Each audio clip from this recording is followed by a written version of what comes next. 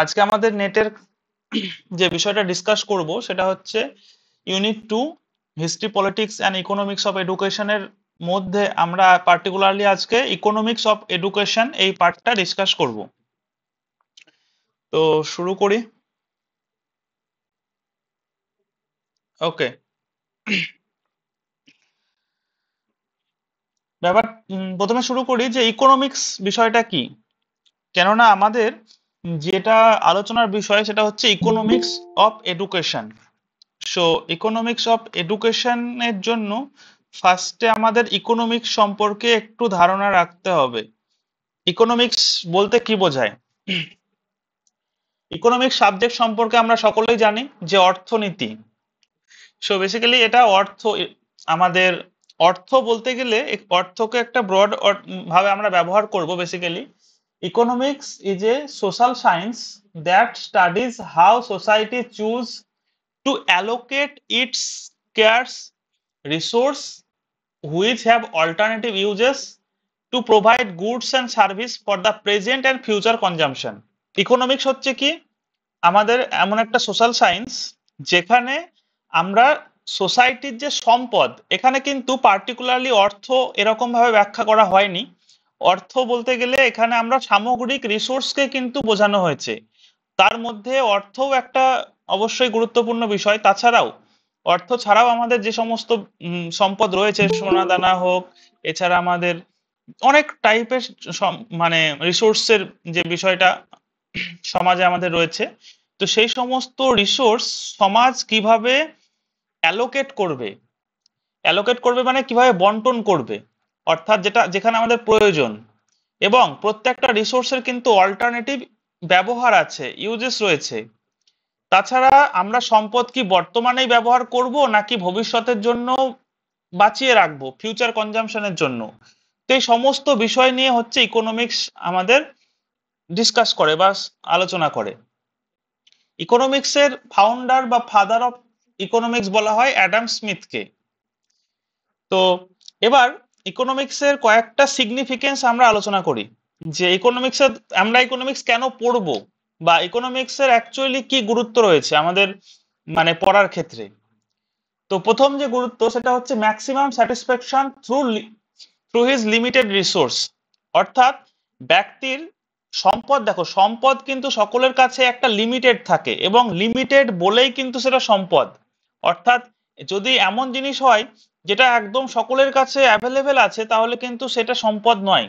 সম্পদ অবশ্যই সেটা লিমিটেড হয়, সেটা কারো কাছে বেশি হতে পারে কিন্তু আলটিমেটলি সেটা লিমিটেড। তো আলটিমেটলি যেটা আমাদের মেন পয়েন্ট সেটা হচ্ছে যে একটা সীমিত সম্পদ থেকে আমাদের ম্যাক্সিমাম স্যাটিসফ্যাকশন পেতে সাহায্য করে কে? ইকোনমিক্স। অর্থাৎ ইকোনমিক্সের যদি সঠিক নলেজ থাকে তাহলে কিন্তু এই বিষয়টা আমাদের সাহায্য করবে। নেক্সট হচ্ছে economics is very helpful in practical activity. অর্থাৎ প্র্যাকটিক্যাল অ্যাক্টিভিটির ক্ষেত্রে কিন্তু ইকোনমিক্স খুবই সাহায্য করে।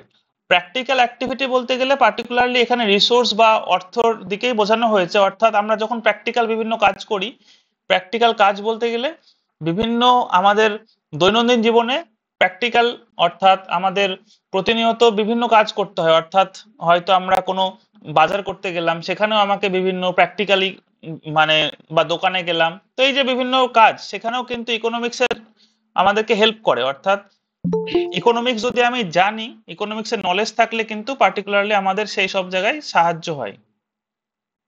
নেক্সট হচ্ছে কি proper use of natural resource. Natural resource তো আমাদের একটা বড় সমস্যা, কেননা এক সীমিত এবং ফুরিয়ে যাচ্ছে। অর্থাৎ ফিউচার আমাদের জেনারেশনের জন্য কিন্তু ন্যাচারাল রিসোর্সের পরিমাণটা কমতে থাকছে, এবং যদি আমরা আমাদের প্রজন্মের ক্ষেত্রেই বেশি বেশি করে ব্যবহার করে নিই তাহলে আলটিমেটলি আমাদের ফিউচার প্রজন্মের জন্য কিছু থাকবে না। এবং এই জন্য আমরা জানি সাস্টেনেবল ডেভেলপমেন্টের উপর গুরুত্ব দেওয়া হয়। যাই হোক, তো ইকোনমিক্স এর নলেজ কিন্তু ন্যাচারাল রিসোর্সের প্রপার ইউজের ক্ষেত্রেও আমাদের হেল্প করে। নেক্সট হচ্ছে ডেভেলপ লিবারেল ইকোনমিক অ্যাটিটিউড। অর্থাৎ আমাদের যে অর্থনৈতিক দৃষ্টিভঙ্গি সেইটাকেও কিন্তু লিবারেল করতে ডেভেলপ মানে হেল্প করে আর কি। তো এই দিক থেকেও মানে আমাদের ইকোনমিক যে অ্যাটিটিউড, সেই ক্ষেত্রে ডেভেলপ করার ক্ষেত্রে ইকোনমিক্সের গুরুত্বপূর্ণ ভূমিকা রয়েছে। নেক্সট হচ্ছে to know about the rise and fall of prices. যদিও সাধারণ মানুষের জন্য রাইজ ফল খুব একটা ইম্প্যাক্ট না ফেললেও যারা বিজনেসম্যান বা আহ, বড় বড় কোম্পানি চালায় তাদের ক্ষেত্রে কিন্তু যে শেয়ার মার্কেট বা বলো যে কোনো টাকার অ্যাকচুয়ালি ওঠানামা করে, টাকার মূল্য, টাকার ভ্যালু তো সবসময় এক থাকে না। তো সেই ব্যাপারটা কিন্তু আমাদেরকে জানতে সাহায্য করে ইকোনমিক্স। তো এইটা হচ্ছে ইকোনমিক্সের একটা বেসিক আমরা ডিসকাশন করলাম যে ইকোনমিক্স সাবজেক্টটা কি এবং এর বিভিন্ন গুরুত্ব বা সিগনিফিকেন্স গুলো জানলাম। ইকোনমিক্সের ফাদার হচ্ছে অ্যাডাম স্মিথ। তো নেক্সট যেটা আমাদের এবং আমাদের সিলেবাসের জন্য ইম্পর্টেন্ট সেটা হচ্ছে ইকোনমিক্স অফ এডুকেশন।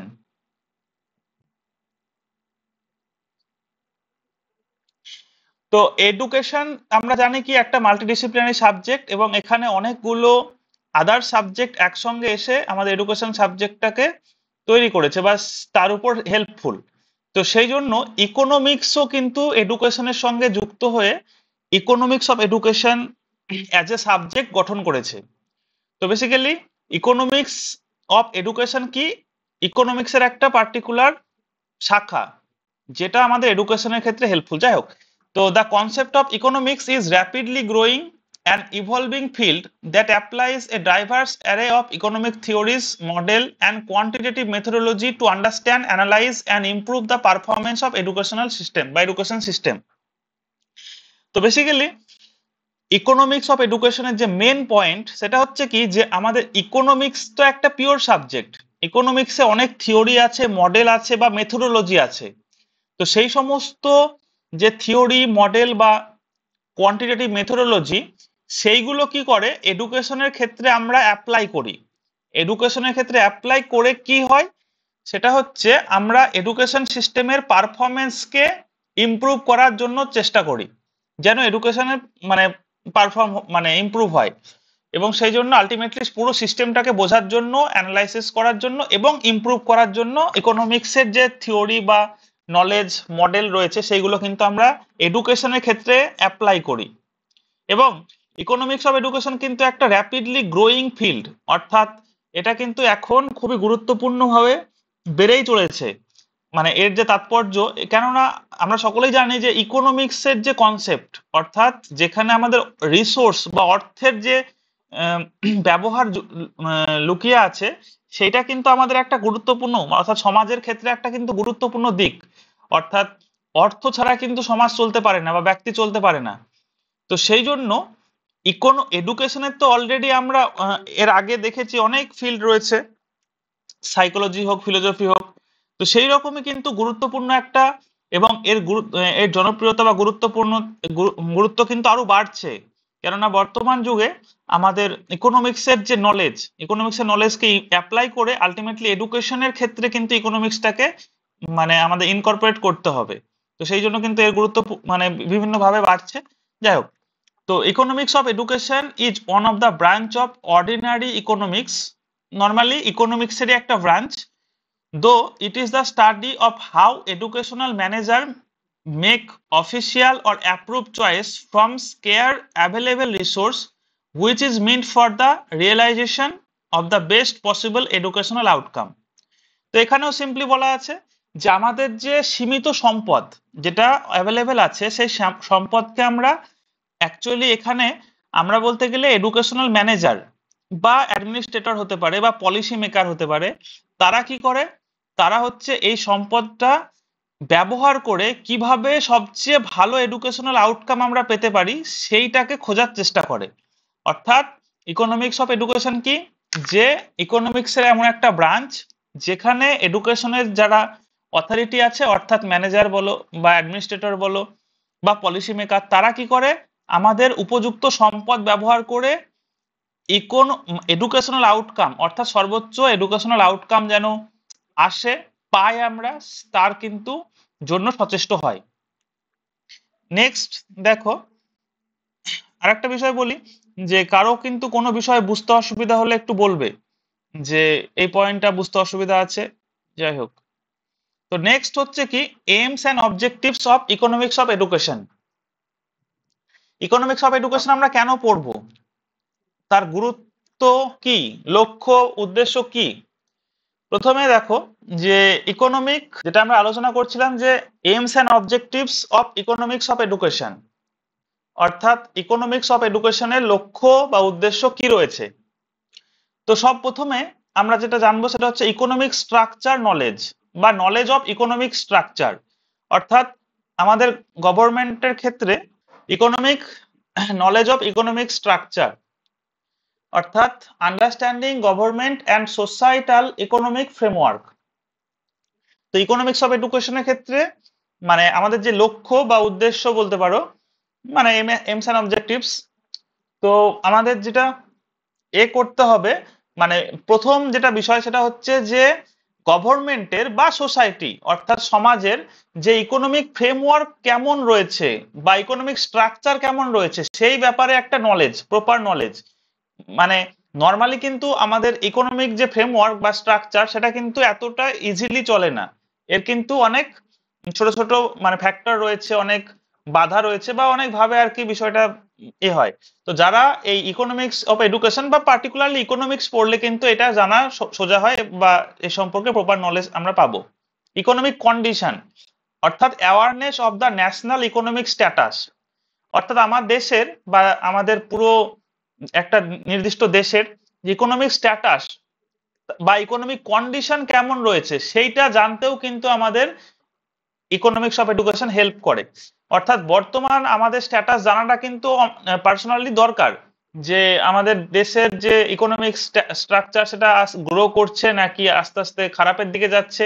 তো সামগ্রিক জনসাধারণের কিন্তু এই বিষয়ে একটু নলেজ বা অ্যাওয়ারনেস থাকা অবশ্যই উচিত। ইন্টারন্যাশনাল আউটলুক, অর্থাৎ শুধুমাত্র ন্যাশনালি নয়, তার সঙ্গে সঙ্গে কিন্তু গ্লোবাল পার্সপেক্টিভটাও আমাদের ভাবতে হবে, অর্থাৎ সামগ্রিক পৃথিবীতে ধারণাটা কি। অর্থাৎ দেখো শেয়ার মার্কেট বা বিভিন্ন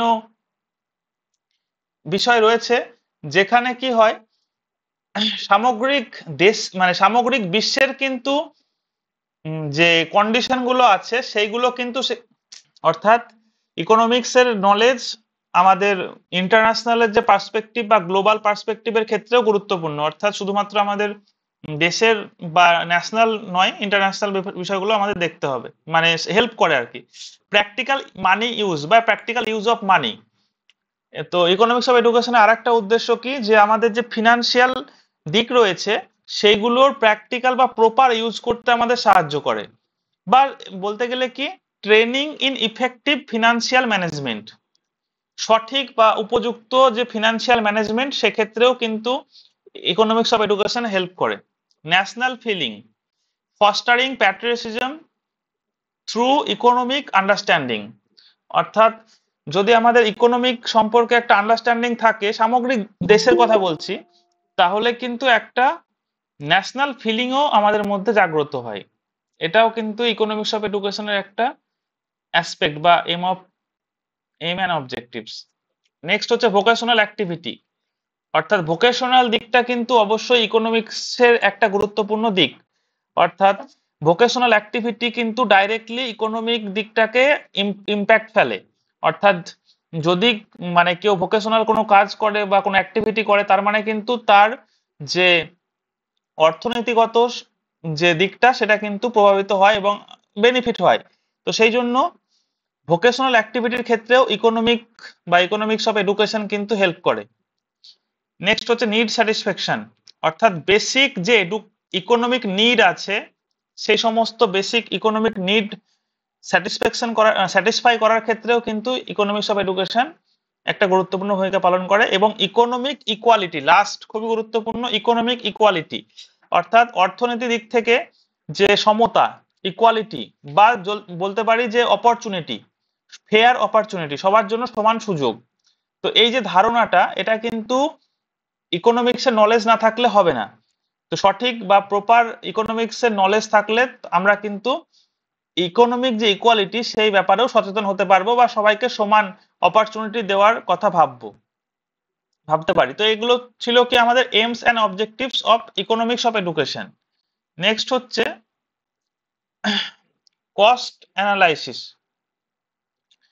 তো আমাদের সিলেবাসে দেখো কস্ট অ্যানালাইসিস রয়েছে এবং তার আন্ডারে দুটো কস্ট অ্যানালাইসিস রয়েছে, কস্ট ইফেক্টিভ অ্যানালাইসিস এবং কস্ট বেনিফিট অ্যানালাইসিস।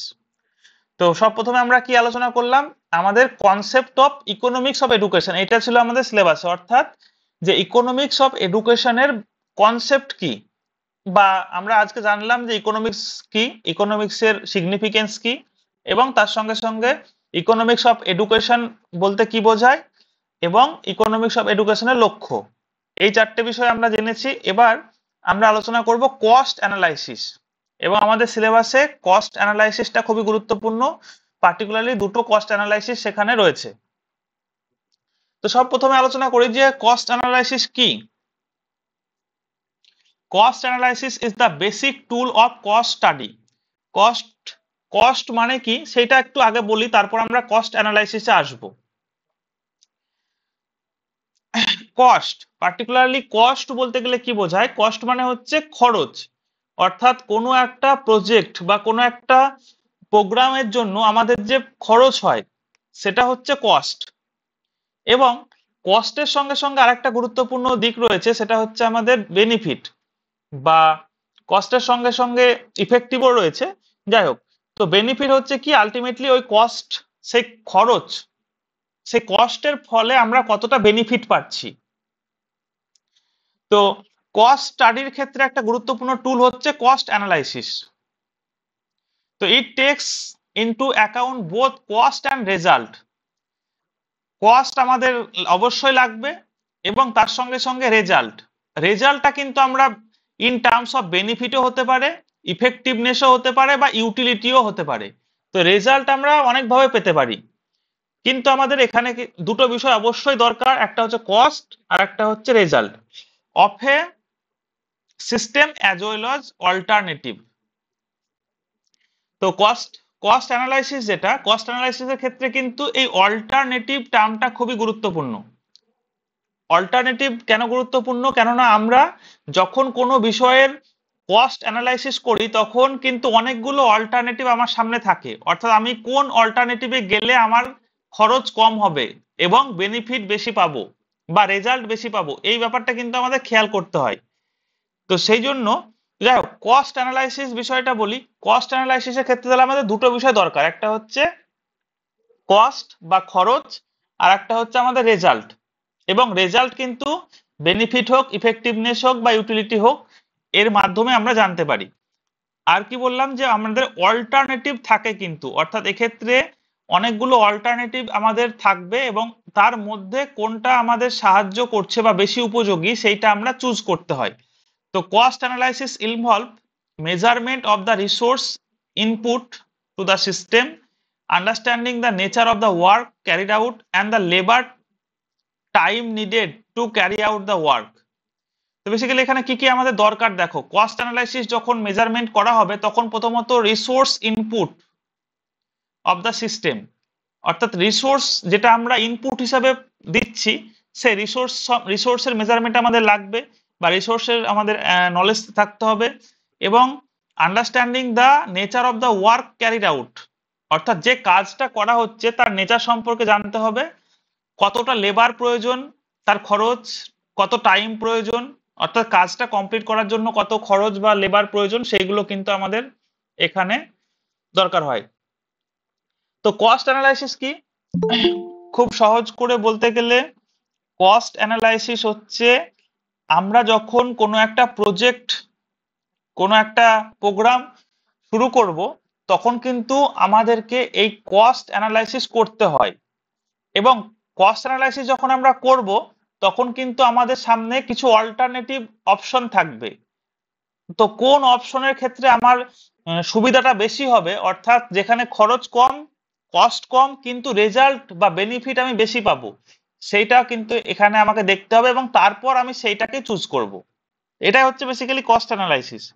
কস্ট অ্যানালাইসিসের চারটে গুরুত্বপূর্ণ ভাগ রয়েছে বা টাইপ রয়েছে: cost benefit analysis, cost effective analysis, cost utility এবং কস্ট ফিজিবিলিটি। তো এই চারটে সম্পর্কে আমরা ডিটেলসে আলোচনা করব। তার আগে আমরা কস্ট অ্যানালাইসিসের একটা সিম্পল স্টেপ আমরা আলোচনা, এখানে ছোট্ট একটা স্টেপ দেখে নিই। এবং একটা জিনিস বলি যে কস্ট অ্যানালাইসিসের থেকে কিন্তু মানে পরীক্ষায় অনেক কোশ্চেন আসে এবং স্টেপ থেকেও কোশ্চেন আসে। তো যাই হোক, এই স্টেপ গুলো অবশ্যই ইম্পর্টেন্ট এবং এখন তো স্টেপ নিয়েই বেশি পরীক্ষায় প্রশ্ন আসে। যাই হোক, তো এবং আরেকটা বিষয় বলি ছোট্ট করে, সেটা হচ্ছে যে যখন আমাদের পরীক্ষায় কোনো কোশ্চেন আসবে, সেটা কিন্তু মেবি একদম টু দা পয়েন্ট বা একই একদম আসবে না। এই যে স্টেপ গুলো যখন আমরা আলোচনা করব, স্টেপটা কিন্তু সামহাও একটু চেঞ্জ হবে, কখনো কখনো ভাষাগুলো একটু চেঞ্জ হবে, কিংবা এক একটা স্টেপ এক্সট্রা থাকবে বা কম থাকবে, এরকম একটা ব্যাপার ঘটে। তো সেই জন্য যাই হোক, একটু প্রপার আন্ডারস্ট্যান্ডিং থাকলে স্টেপের কোশ্চেন গুলো করা যায়। এবার দেখো, প্রথম যেটা আমাদের স্টেপ, সেটা হচ্ছে identification and quantification of the process. তো এখানে আমাদের দুটো বিষয় সম্পর্কে ডিটেলসে বলা আছে। একটা হচ্ছে আইডেন্টিফিকেশন, আর নেক্সট হচ্ছে কি কোয়ান্টিফিকেশন অফ দ্য প্রসেস। তো প্রসেস বলতে কি বোঝায়? প্রসেস বলতে বোঝাচ্ছে যে পুরো সামগ্রিক যে আমরা যে প্রোগ্রামটা বা যে প্রজেক্টটা আমরা শুরু করব ভাবছি, এবং তার যে কস্ট অ্যানালাইসিসটা আমরা করছি। তো প্রথমত আমাকে সেই প্রসেসটাকে ক্লিয়ার ভাবে জানতে হবে, অর্থাৎ আইডেন্টিফিকেশন করতে হবে, এবং তারপর কিন্তু কোয়ান্টিফিকেশন করতে হবে। তো এই কোয়ান্টিফিকেশনটা একটা ইম্পর্টেন্ট ব্যাপার, যে আমাকে যখন আমি অ্যানালাইসিস করব, তখন কিন্তু কোয়ালিটেটিভ ওয়েতে অ্যানালাইসিস করা যাবে না। তো সেই জন্য আমাকে সংখ্যায় ব্যাপারটাকে আনতে হবে। সেটা যাই হোক না কেন, যদি টাকা হয়, টাকা হলেও আমরা সংখ্যাতে তো ইজিলি পাচ্ছি।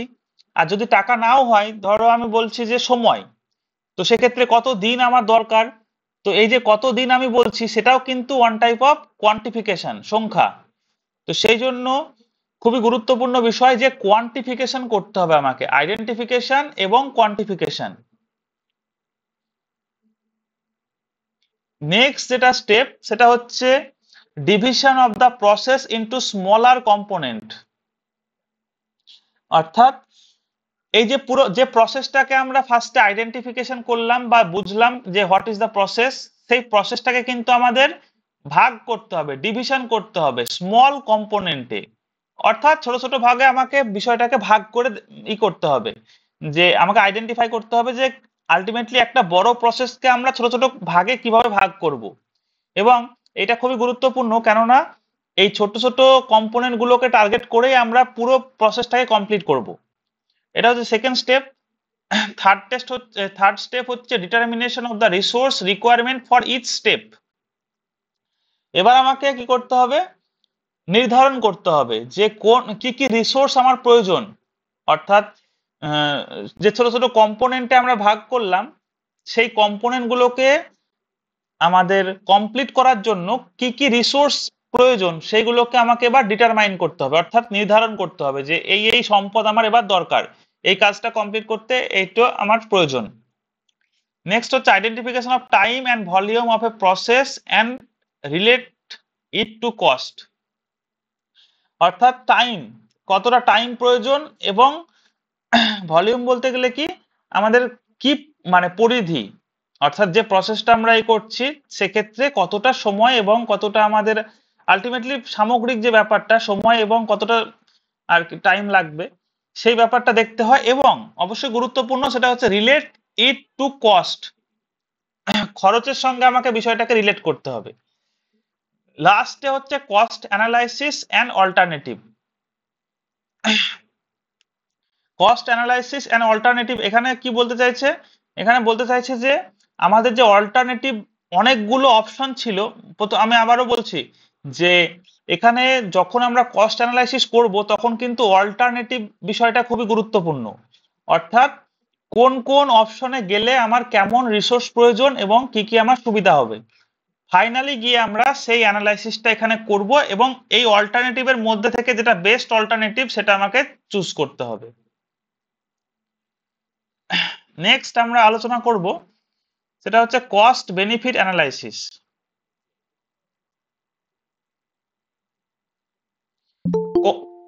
কস্ট অ্যানালাইসিসের আমরা কি বলেছি, চারটে ভাগ রয়েছে। সেই চারটে যে টাইপ রয়েছে তার মধ্যে একটা এবং গুরুত্বপূর্ণ বিষয় ভাগ হচ্ছে কি কস্ট বেনিফিট অ্যানালাইসিস। দেখো আমি ছোট্ট করে আলোচনা করি যে economic technique that measure and compare the monetary value of benefit from a good service or activity to cost of the good service or activity। এই জায়গাটাকে ভালো করে বুঝি। কি বলা হয়েছে যে এক সেকেন্ড,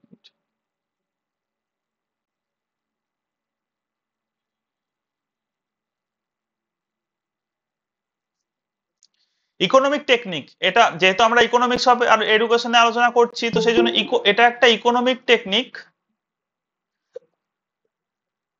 যেটা কি করে, এই ইকোনমিক টেকনিকটা আমাদের কম্পেয়ার, দেখো আমরা যেহেতু এখানে দুটো বিষয়ের মধ্যে কম্পেয়ার করব, একটা হচ্ছে কি কস্ট আর একটা হচ্ছে বেনিফিট। তো বেনিফিটের সঙ্গে আমরা কম্পেয়ার করব বা তুলনা করব কার, কস্ট। যে আমাদের গুড সার্ভিস, গুড মানে হচ্ছে কোনো বস্তু, সার্ভিস সেবা অথবা অ্যাক্টিভিটি, তার যে বেনিফিট এবং তার জন্য আমাদের যে খরচটা লেগেছে কস্ট, এই দুটো বিষয়ের মধ্যে আমরা এবার কম্পেয়ার করব। এবং এই যে কম্পেয়ারটা, এটা খুবই গুরুত্বপূর্ণ, এটা কিন্তু আমরা মনিটরি ভ্যালুতে আলোচনা মানে কম্পেয়ারটা করব। অর্থাৎ যেখানে টাকা দিয়ে আমরা বিষয়টাকে মেজার করতে পারি, বা যেখানে আমরা কস্ট এবং বেনিফিট দুটোকেই কিন্তু আমরা টাকা দিয়ে বিচার করতে পারি। ধরো আমি ফর এক্সাম্পল আমি বলছি যে আমি একটা প্রোগ্রাম শুরু করলাম বা একটা রাস্তা তৈরি করছি আমি। তো একটা রাস্তা তৈরি করার ক্ষেত্রে আমার খরচ হলো 5 কোটি, 5 কোটি টাকা খরচ হলো। তো সেখান থেকে আমার বেনিফিট কত হতে পারে? বেনিফিট যেমন অনেকভাবে হতে পারে, একটা রাস্তা তৈরি করলে সেখানকার বিজনেস বাড়বে, সেখানে মানুষ আরো স্বনির্ভর হতে পারবে, যাই হোক এইভাবে আমি দেখলাম যে আমার 10 কোটি বেনিফিট হতে পারে। তো যাই হোক এইভাবে একটা কম্পেয়ার, এইভাবে কম্পেয়ার করা, কিন্তু এই যে কম্পেয়ারের টার্ম বা এই কম্পেয়ারের যে মেন পয়েন্টটা, সেটা কিন্তু হচ্ছে মনিটরি। এই মনিটারি মানে কি, টাকা, টাকা দিয়ে কিন্তু আমাকে এখানে কম্পেয়ার করতে হবে। In policy analysis, a formal way of measuring the benefit of alternative public sector option relative to cost of those option. অর্থাৎ এটা একটা ফর্মাল ওয়ে, আমরা গতানুগতিক ভাবে কিন্তু এইভাবে কি করতে পারি, মেজার করব। কি মেজার করব? যে benefit of alternative public sector option relative to cost of those option. তো যেটা বললাম যে আমার কিন্তু অল্টারনেটিভ অপশন থাকতে হবে, অনেকগুলো মানে আমার অপশন থাকবে। তো সেই প্রত্যেকটা অপশনের কি করব, আমরা বেনিফিট গুলোকে বিচার করব এবং তার তার জন্য খরচ কত হতে পারে, সেই যে দুটো বিষয়কে এখানে কম্পেয়ার করা হবে। তো cost benefit analysis is an essential tool for long term decision making, as it is not confined to the immediate impact of the production of good and service। তো বেসিক্যালি এটা হচ্ছে একটা লং টার্ম আমাদের project বা long term decision making, মানে সঙ্গে সঙ্গে এর ইম্প্যাক্ট কিন্তু আমরা দেখতে পাই না, বা ইমিডিয়েট ইম্প্যাক্ট আমরা দেখতে পাই না। তো সেই জন্য এটা একটা লং টার্ম প্রজেক্ট বা লং টার্ম কিন্তু ডিসিশনের ক্ষেত্রেই এটা ব্যবহার করা হয়। তো কস্ট বেনিফিট অ্যানালাইসিস এর যে মেন পয়েন্ট, সেটা অবশ্যই মনে রাখবে যে এখানে আমরা সমস্ত বিষয়কে টাকা দিয়ে বিবেচনা করি, অর্থাৎ খরচ কত হলো এবং সেখান থেকে আমরা কত বেনিফিট পাবো। নেক্সট হচ্ছে কস্ট ইফেক্টিভ অ্যানালাইসিস। কস্ট ইফেক্টিভে কিন্তু আমরা এবার টাকা দিয়ে আর বিষয়টা বিবেচনা করব না, এখানেও কম্পেয়ার করতে হবে। কম্পেয়ার অল্টারনেটিভ, দেখো অল্টারনেটিভ এই অপশনটা খুবই গুরুত্বপূর্ণ, আমি বারবার বলছি। অল্টারনেটিভ মানে আমার কিন্তু অ্যানালাইসিস করার সময় অনেকগুলো অপশন থাকবে, আমার যেটা সুবিধা হবে আমি সেটাকে চুজ করব। যাই হোক, তো এখানেও কম্পেয়ার করা হবে on the basis of the ratio of the cost and single quantified but not monetized effectiveness measure. অর্থাৎ এখানেও কিন্তু কোয়ান্টিফাই করা হবে, কিন্তু টাকা থাকবে না, সেখানে টাকা দিয়ে বিবেচনা করা হবে না। আর একটা বিষয়, কস্ট কিন্তু এখানেও থাকবে। আমরা কি আলোচনা করছি, কস্ট ইফেক্টিভ অ্যানালাইসিস, কস্ট এখানেও থাকবে, কস্ট কিন্তু টাকা দিয়েই বিবেচনা হবে। বাট এই যে আমরা কস্ট বেনিফিটের ক্ষেত্রে যে বেনিফিটটা পেয়েছিলাম সেইটা কিন্তু টাকা দিয়েছিল, বাট এখানে যে আমরা ইফেক্টিভনেস দেখব, সেই ইফেক্টিভনেসটা কিন্তু টাকা দিয়ে হবে না। যেমন for example such as dollar per saved life saved, অর্থাৎ কত টাকা খরচ করলে আমার মানুষের জীবন বাঁচবে। অর্থাৎ ধরো করোনার সময় যখন আমরা ভ্যাকসিনের কথা ভাবছিলাম, তখন কি হচ্ছে, যদি আমি বললি যে 1 লাখ টাকা খরচ করলে 100 জন মানুষ বাঁচবে, জীবন পাবে।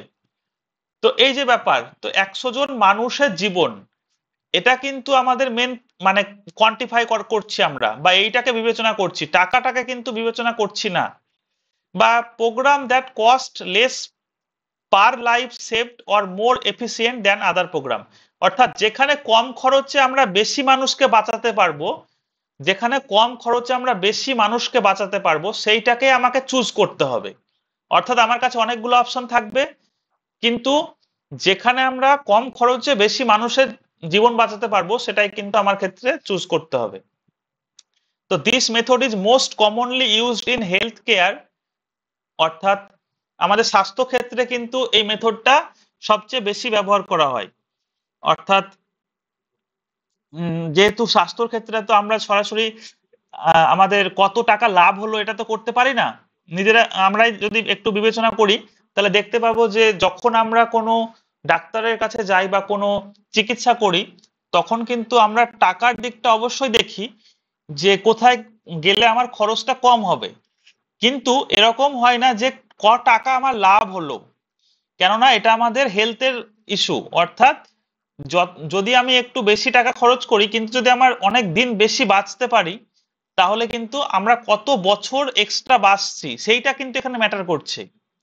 তো এই যে এইটা কিন্তু আমাদের টাকা দিয়ে আমি বিবেচনা করতে, ধরো আমি 10 বছর এক্সট্রা মানে জীবন পাচ্ছি, হ্যাঁ, কোনো একটা চিকিৎসা করলে আমি 10 বছর বেশি বাঁচবো, সেক্ষেত্রে আমি কিন্তু ওই 10 বছরটাকে বিবেচনা করব, টাকা আমার লাভ হলো এটা কিন্তু নয়। তো সেটাই আর কি বলতে চাইছি আমি, কস্ট ইফেক্টিভের ক্ষেত্রে কিন্তু কখনোই টাকা দিয়ে বিষয়টাকে দেখা হবে না। অবশ্যই খরচ যেটা কস্ট, সেইটা টাকা দিয়েই হবে, বাট ইফেক্টিভনেস যে ব্যাপারটা, ইফেক্টিভনেসটা কিন্তু টাকা দিয়ে নয়। তো provider can access cost of a given course of action such as physical therapy versus surgery. However, it is difficult to predict and value outcome because patient success and obstacle are unique and different. অর্থাৎ এখানে বলতে চাইছে দুটো therapy আমার কাছে আছে, হ্যাঁ, একটা হচ্ছে ফিজিক্যাল থেরাপি আর একটা হচ্ছে সার্জারি, এবং দুটোরই আলাদা আলাদা খরচ আছে। আমি ধরে নিলাম সার্জারির খরচ বেশি। তো এবার পেশেন্টকে কিন্তু ডিসাইড করতে হবে যে আমি সার্জারি করব না ফিজিক্যাল থেরাপি করব, এবং পেশেন্ট যখন এটা বিবেচনা করবে, সে কিন্তু নিশ্চয়ই কোনটাতে তার বেশি সুস্থ থাকবে সেইটা কিন্তু সে দেখবে। সেখানে টাকাটা যেমন থাকছে, সেরকমই তার যে ইফেক্টিভনেসটা, সেটা কিন্তু কার কোথায় সুস্থতা থাকার বা সুস্থ হওয়ার সম্ভাবনা বেশি, সেখানেই কিন্তু আলটিমেটলি আমরা সেই অল্টারনেটিভটাকে কিন্তু আমরা নেব। কারো বুঝতে অসুবিধা হলে কিন্তু বলবে। কস্ট ইফেক্টিভ আর কস্ট বেনিফিট আলোচনা করলাম আমরা।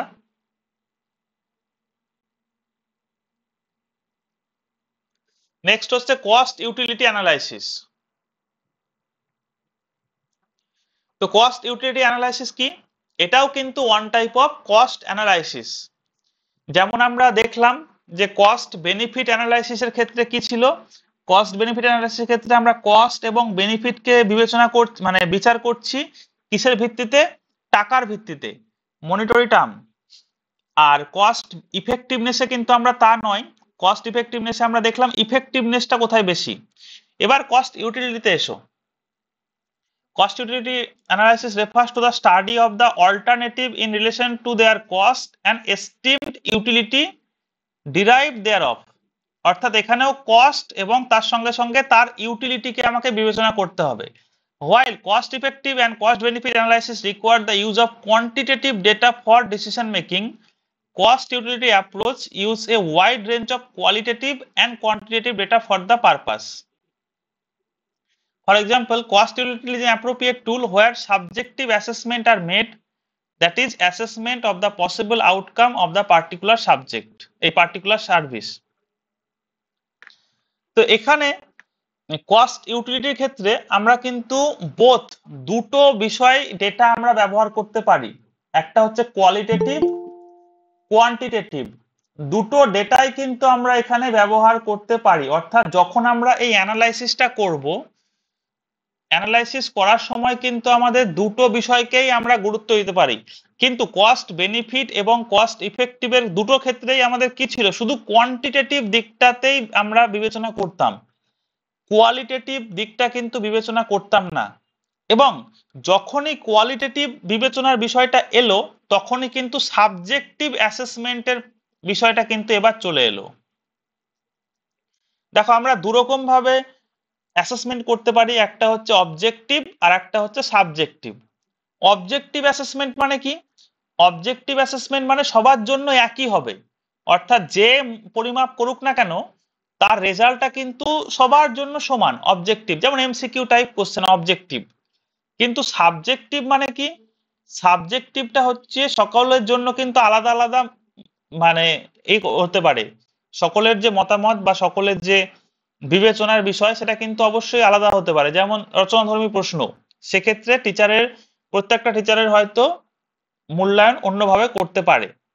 তো যাই হোক, কস্ট ইউটিলিটি বা ইউটিলিটির ব্যাপারটা কিন্তু এখানে আমরা, তোমার যেটা বলতে চাইছি যে দুই ভাবে কিন্তু দেখা হতে পারে, কোয়ান্টিটেটিভ তো হতেই পারে, কোয়ালিটেটিভ হতে পারে। তো যেটা বিষয় সেটা হচ্ছে এখানে কি হয়, আলটিমেটলি একজন ব্যক্তি সে তার সাবজেক্টিভ ভাবে, অর্থাৎ তার পার্সোনাল দিক থেকে কিন্তু এখানে বিষয়টাকে বিবেচনা করে এবং তারপর ডিসাইড করে কোন অল্টারনেটিভ অপশনটা তার জন্য উপযুক্ত। বোঝা গেল, এখানে হচ্ছে ব্যক্তিগতভাবে অ্যাসেসমেন্ট করা হয়, অর্থাৎ একটা পার্টিকুলার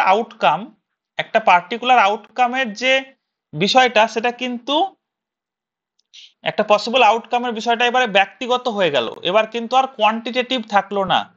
অর্থাৎ আমি কোনো একটা বিষয়কে মনে মনে ভাবছি বেশি গুরুত্বপূর্ণ, কিন্তু আলটিমেটলি অন্যজন ওটাকে গুরুত্বপূর্ণ ভাবছে না।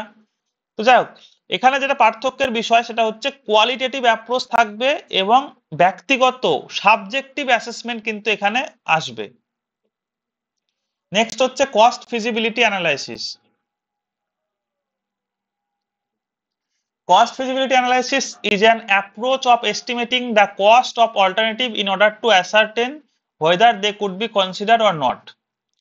If the cost of an alternative exceeds the budget or other resource, then alternative is not considered for further analysis. এবার যে পার্থক্যটা আছে কস্ট ফিজিবিলিটি, ফিজিবিলিটি বলতে কি বোঝায়? ফিজিবিলিটি বলতে বোঝায় যে আমার কোনটা সুবিধাজনক। তো দেখো, হোয়াইল আদার অ্যাপ্রোচ, অন্যান্য যে অ্যাপ্রোচ আছে যেমন কস্ট বেনিফিট, কস্ট ইফেক্টিভ বা কস্ট ইউটিলিটি, এরা কি করে, এরা কিন্তু বোথ বোথ কস্ট এবং রেজাল্ট অফ দ্য অল্টারনেটিভ এইগুলোকে বিবেচনা করে, কনসিডার করে, অর্থাৎ কস্ট এবং রেজাল্ট দুটোকেই কিন্তু বিবেচনা করে। বাট কস্ট ফিজিবিলিটি অ্যাপ্রোচ কিন্তু শুধুমাত্র কস্ট ফ্যাক্টরকেই বিবেচনা করে। ফর এক্সাম্পল, আমি একটা এক্সাম্পল দিচ্ছি, যে ধরো আমি একটা বাড়ি তৈরি করছি, আমার বাজেট হচ্ছে 10 লাখ টাকা। এবার আমি যখন বাড়িটা তৈরি করছি তখন আমাকে যে আমার ঠিকাদার কন্ট্রাক্টর সে বলল কি, যে আপনি যদি 11 লাখ টাকা খরচ করেন তাহলে হচ্ছে বাড়িটা আর একটু ভালো হবে।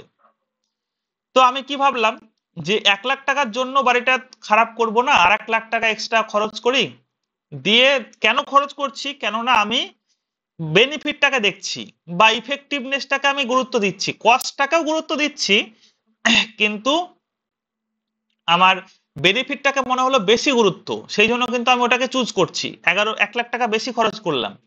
বাট কস্ট ফিজিবিলিটি অ্যানালাইসিস কিন্তু কখনোই সেটা করবে না, এখানে শুধুমাত্র কস্ট ফ্যাক্টরকেই দেখবে, অর্থাৎ 10 লাখ টাকার 1 টাকাও এক্সট্রা খরচ করবে না, অর্থাৎ 10 লাখের মধ্যেই যেটা সবচেয়ে ভালো হবে সেটা করবে। বোঝা গেল, কস্ট ফিজিবিলিটিটা হচ্ছে কি শুধুমাত্র কস্টকে বিবেচনা করবে। তো thus cost feasibility study is a limited from the cost analysis which only can ascertain whether the cost of the alternative is within the limit of the available resource or not। অর্থাৎ আমার যে লিমিটের মধ্যে cost বা খরচটা রয়েছে কিনা সেই বিষয়টাতেই একমাত্র ফোকাস দেয়, and does not determine which alternative are to be selected।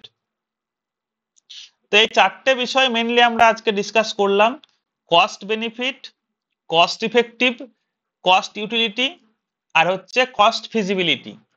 তো তো এই চারটেতে কারো কোনো ডাউট বা চারটেতে বুঝতে মানে চারটে বিষয় নিয়ে বুঝতে কারো কোনো সমস্যা হলে বলো, আমরা কয়েকটা প্রশ্ন আলোচনা করব এবং যে প্রশ্নগুলো আলোচনা করব সেগুলো নেটেরই প্রশ্ন, প্রিভিয়াস ইয়ারের কোশ্চেন। তো সেটা আর কি বলো,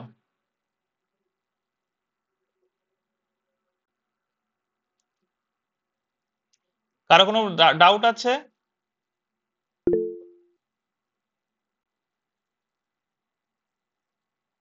কস্ট ইউটিলিটি, কস্ট ইউটিলিটিটা হচ্ছে কি বেসিক্যালি ওখানে আমাদের কোয়ালিটেটিভের সঙ্গে এই কোয়ান্টিটেটিভের সাথে সাথে কোয়ালিটেটিভ দিকটাকেও বিবেচনা করা হয়। বোঝা গেল? নর্মালি আদার যে তিনটে আমাদের আছে, cost benefit, cost effective, cost feasibility, সব ক্ষেত্রেই কোয়ান্টিটেটিভ দিকটাকে ফোকাস করা হয়, কিন্তু কস্ট ইউটিলিটিতে হচ্ছে কি, দাঁড়াও দেখায় আমি, কস্ট ইউটিলিটিতে হচ্ছে কোয়ালিটেটিভ প্লাস কোয়ান্টিটেটিভ বেনিফিট। অর্থাৎ কোয়ান্টিটেটিভ এর সঙ্গে সঙ্গে কোয়ালিটেটিভ যে ডেটা বা কোয়ালিটেটিভ বেনিফিট সেটাকেও কিন্তু এরা গুরুত্ব দেয়। এবং আরেকটা গুরুত্বপূর্ণ বিষয় সেটা হচ্ছে সাবজেক্টিভ অ্যাসেসমেন্ট। সাবজেক্টিভ অ্যাসেসমেন্ট মানে কি বোঝায়?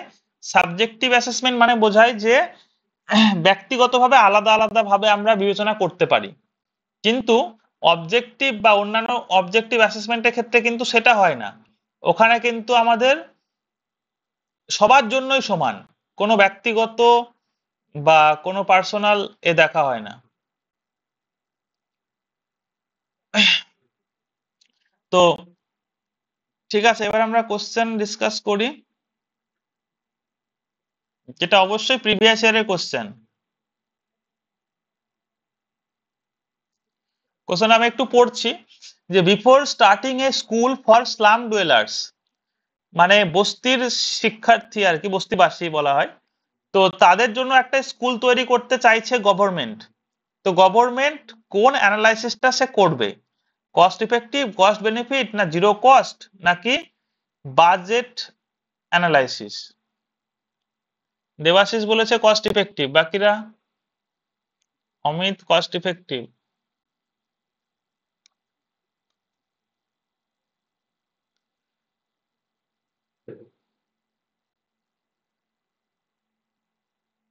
তো কস্ট ইফেক্টিভই হবে। বলো কস্ট ইফেক্টিভ কেন হচ্ছে, কেউ বলতে পারবে?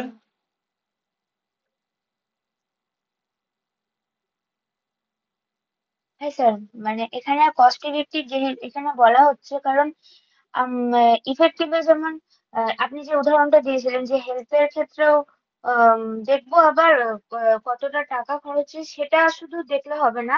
আমার মানে সুস্থতাটা আমার কাছে মেনলি এখানে দরকার। সেরকম এই যে এখানে যদি আমি স্লাম ডোয়েলার্স যারা আছে ওদের এখানে এডুকেশনটার উপরে গুরুত্ব দেওয়া হয়েছে। কত টাকা খরচ হচ্ছে বা কি খরচ হচ্ছে সেটা কিন্তু এখানে অতটা জোর দেওয়া হচ্ছে না।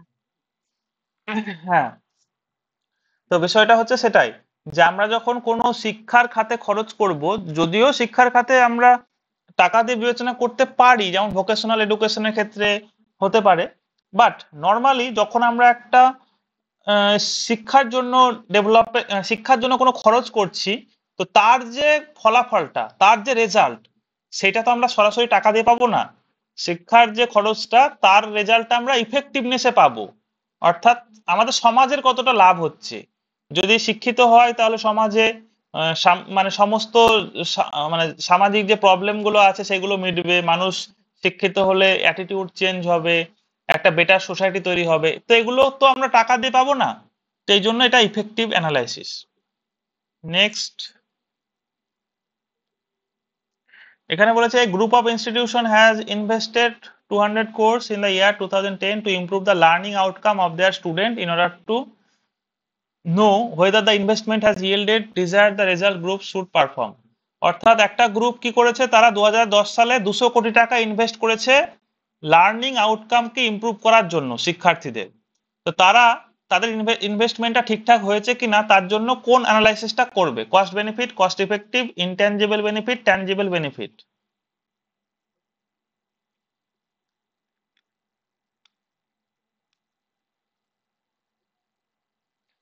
কৃত্তিকা বলেছে কস্ট বেনিফিট।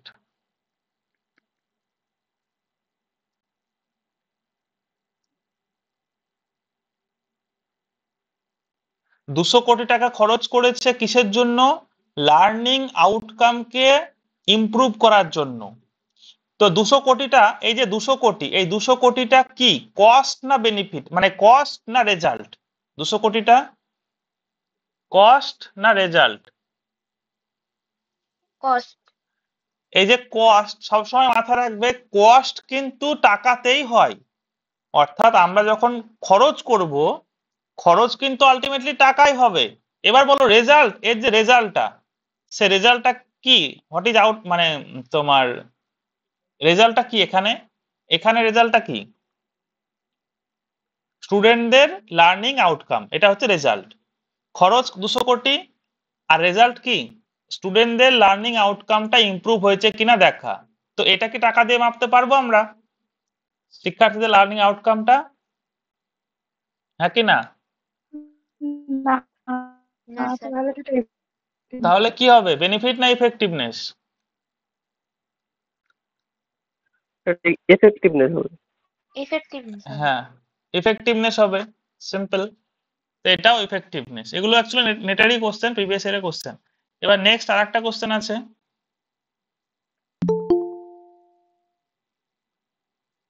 দাঁড়াও এক সেকেন্ড।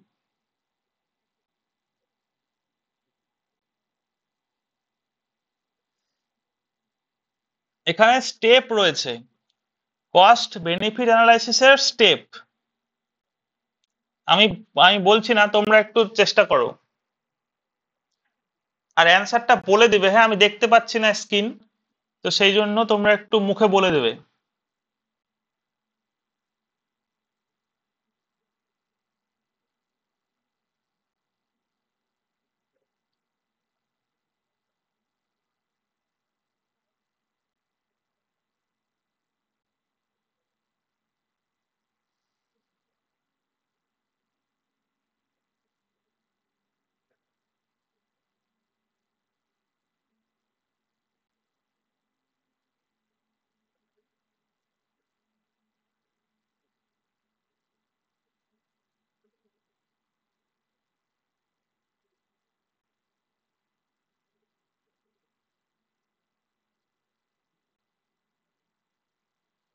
বলো কোনটা হবে।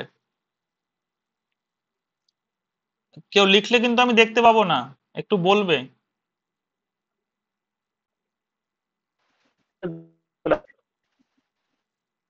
আরেকবার বলো, শুনতে পেলাম না। কি আরেকবার বলো, কারোরটাই শুনতে পেলাম না।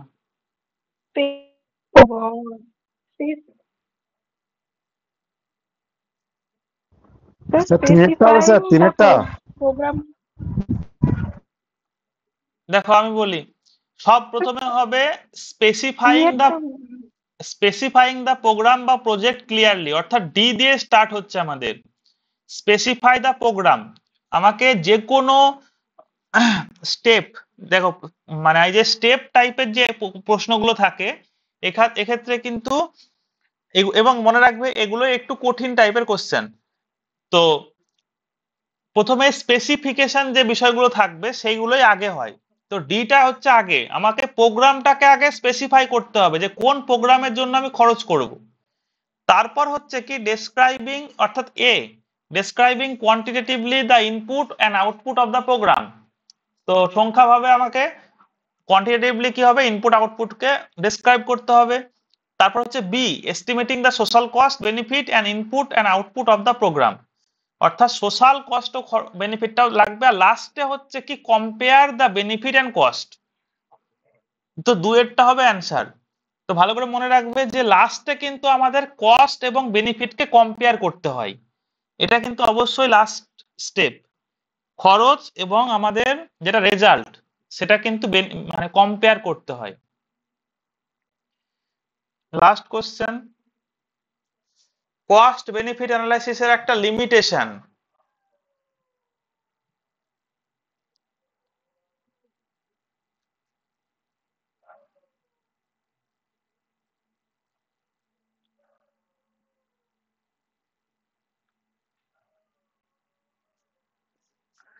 এই লিমিটেশনের কোশ্চেন গুলো কিন্তু খুবই ইম্পর্টেন্ট। মানে যাই হোক, তোমরা চেষ্টা করো।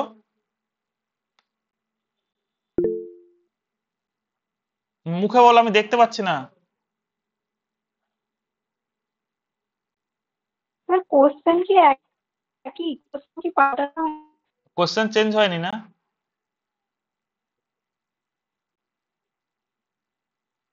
এবার দেখো, এবার দেখতে পাচ্ছো? হ্যাঁ স্যার, এবার দেখা যাচ্ছে।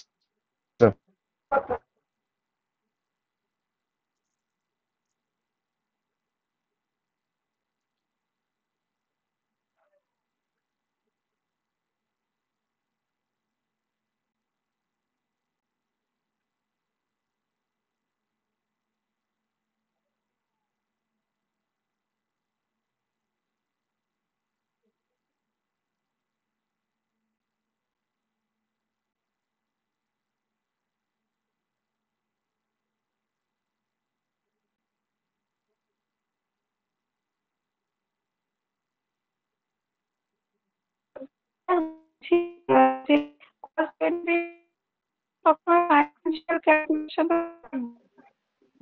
লেখা আছে না?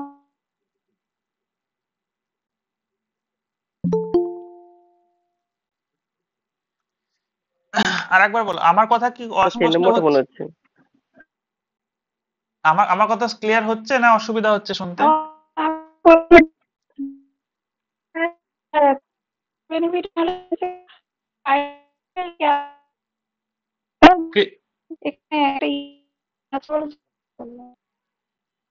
কৃত্তিকার কথা কিন্তু আমি বুঝতেই পারলাম না, তোমরা বুঝতে পেরেছো কেউ? মানে আমি বলতে চাইছি আমার নেটওয়ার্কের প্রবলেম কি, তাহলে আমি লেফট হয়ে জয়েন করব। না স্যার, ও ঠিক না আছে, স্যার, আপনার কথা ক্লিয়ার ঠিক আছে। আছে, বলে যাচ্ছেন। ঠিক আছে, ঠিক আছে, ওকে। তো এখানে দেখো, যে চারটে অপশনের মধ্যে কোনটা লিমিটেশন। প্রথমে দেখো, ইট কনসিডার্ড বোথ ট্যানজেবল ইনট্যানজেবল ফ্যাক্টর। তো ট্যানজেবল আর ইনট্যানজেবলটা হয়তো জানো না। ট্যানজেবল মানে যেটা স্পষ্ট বা ক্লিয়ার, আর ইনট্যানজেবল মানে যেটা অস্পষ্ট। অর্থাৎ আমাদের যখন খরচের কোনো ব্যাপার থাকে, তখন কিছু কিছু খরচ থাকে যেটা একদম ক্লিয়ারলি খরচ আমরা বুঝতে পারি, বাট এমন কিছু খরচ থাকে যেগুলো কিন্তু অ্যাসোসিয়েটেড, সেই মুহূর্তে আমরা বুঝতে পারি না কিন্তু পরে খরচ হয়ে যায়।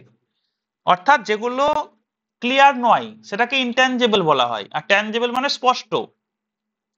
তো এটা তো কোনো নেগেটিভ বা লিমিটেশনই নয়, তো সেই জন্য 1 নম্বর তো হবেই না। 2 নম্বর হচ্ছে ইট always provide an accurate decision. এটাও তো কোনো লিমিটেশন নয়, এটা তো একটা পজিটিভ দিক। তো এ আর বি তো হচ্ছে না। সি এরটা দেখো, it may involve subjective valuation of the benefit and cost. Cost এবং বেনিফিটের ক্ষেত্রে একটা সাবজেক্টিভ ভ্যালুয়েশন থাকতে পারে। আর ডি এরটা, ইট ইগনোর ফিনান্সিয়াল ক্যালকুলেশন। তো দেখো, ফিনান্সিয়াল ফিনান্সিয়াল ক্যালকুলেশনকে কিভাবে ইগনোর করব, এটাও কিন্তু সঠিক কথা নয়। ফিনান্সিয়াল ক্যালকুলেশনকে আমরা ইগনোর তো করতে পারি না, যে কোনো অ্যানালাইসিসের ক্ষেত্রেই কিন্তু ইগনোর হয় না, সেই জন্য ডি এরটাও হবে না। 3 এরটা তো সি এরটা হবে, it may involve subjective valuation of benefit and cost. তো একটা বিষয় জানো নিশ্চয়, যখন পড়লাম বুঝতে পারছিলে যে কস্ট ইউটিলিটি অ্যানালাইসিসে সাবজেক্টিভ ভ্যালুয়েশনটা থাকে, ওটা একদমই কারেক্টলি থাকে। কিন্তু কস্ট বেনিফিট অ্যানালাইসিসের ক্ষেত্রে যদি আমরা সাবজেক্টিভ ভ্যালুয়েশনটাকে, সাবজেক্টিভ ভ্যালুয়েশন মানে বুঝতে পারছো তো, ব্যক্তিগত, তো এইটা যদি ইনভলভ হয় তাহলে হচ্ছে কি,